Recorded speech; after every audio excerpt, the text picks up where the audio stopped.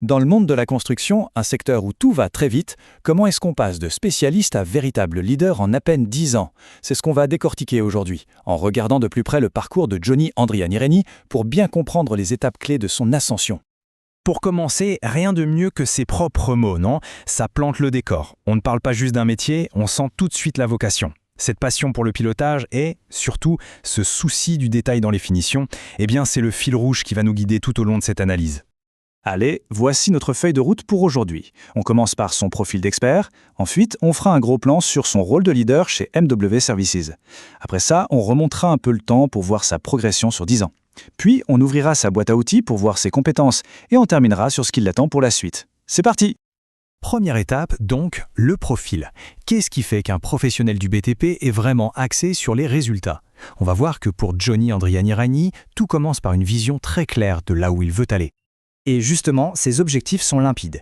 Il vise des postes de pilotage à haute responsabilité, assistant à maîtrise d'ouvrage d'exécution, coordinateur OPC ou encore conducteur de travaux principal. Gardons bien ces postes en tête parce qu'ils vont nous aider à comprendre pourquoi chaque étape de son parcours est si pertinente. On enchaîne avec la deuxième section, son leadership chez MW Services. C'est son expérience la plus récente et franchement c'est sans doute la plus parlante sur son niveau d'expertise actuel.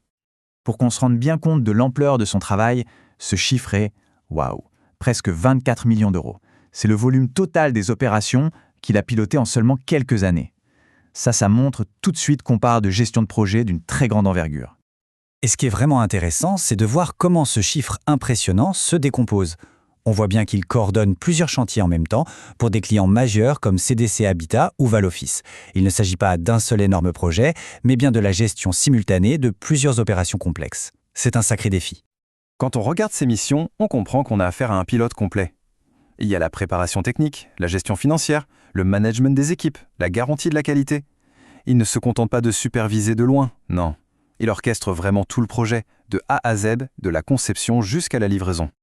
Troisième partie, sa décennie de croissance. Comment est-il arrivé à ce niveau de responsabilité?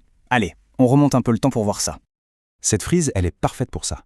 Elle montre une trajectoire super claire, ascendante et constante. Chaque poste s'appuie logiquement sur le précédent, avec à chaque fois plus de responsabilités. On voit une vraie montée en puissance, sans aucune rupture. C'est une croissance très saine.